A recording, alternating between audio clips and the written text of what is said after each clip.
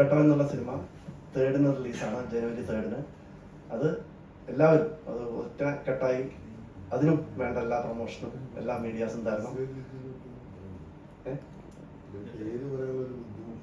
ഒരു ബെറ്റർ എന്നുള്ളത് അത് പ്രശ്നം കഴിഞ്ഞാൽ പഠിച്ചുകൊണ്ടിരിക്കുക, അതാണ് വേണ്ടത്.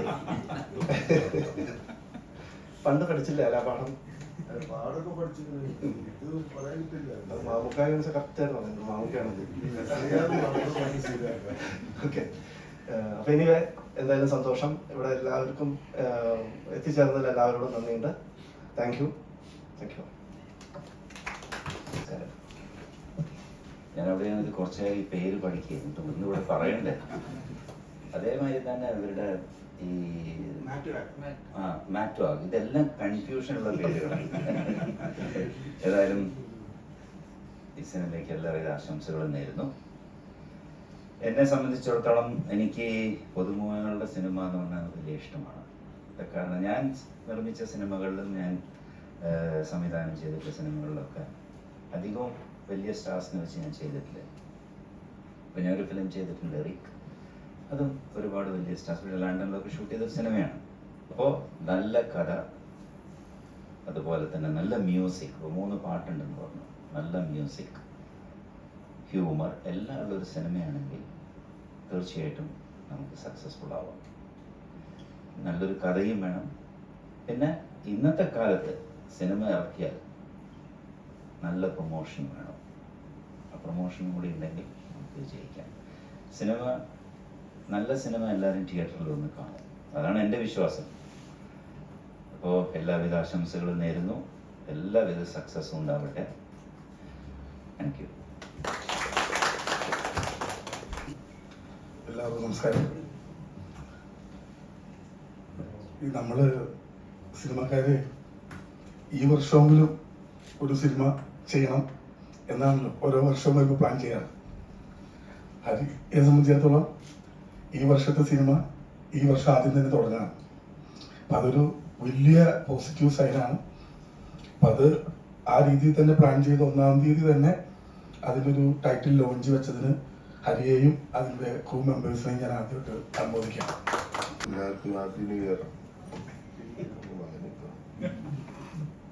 ഇന്ന് ഈ January 1 ഓരോരുത്തരും ഗിഫ്റ്റൊക്കെ കിട്ടും.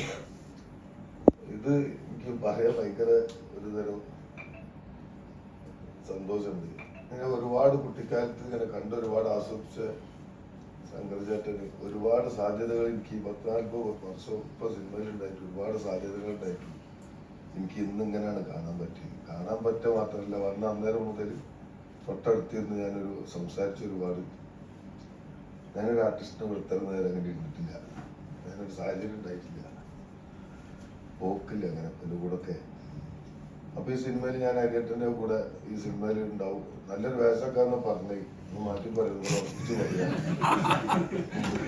ഗൗതമ് കൂട്ടുകാര് പ്രൊഡ്യൂസർമാര് അങ്ങനെ ഈ സിനിമയുടെ പേര് നിങ്ങൾ വായിച്ചാൽ മതി. ശങ്കരേട്ടൻ നേരത്തെ പറഞ്ഞതൊക്കെ ഞാനും പാട്ടിനത് പ്രഖ്യാപിക്കുന്നു.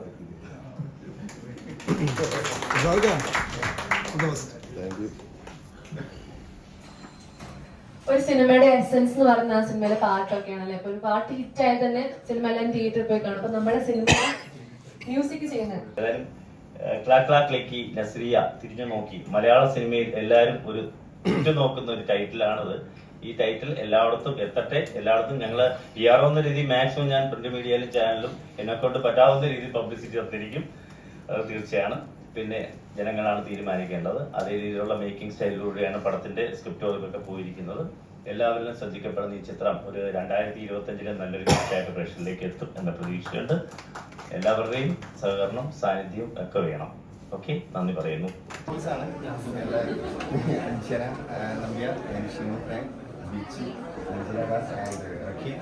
കേരളത്തിലെ ലീഡിംഗ് മോഡൽസ് ആണ്. അപ്പം ഇവരും ഇതിൽ വേഷം ചെയ്യുന്നുണ്ട്. മേ ബി കാസ്റ്റിംഗ് നടന്നുകൊണ്ടിരിക്കുകയാണ്. അപ്പം ചാൻസ് ഉണ്ട് എല്ലാവർക്കും. എന്തായാലും ചാൻസ് അതെ ഉണ്ട്, എല്ലാവർക്കും ചാൻസ് ഉണ്ട്. Okay, thank you dears. ചാൻ ബിസ്ക്കറ്റ്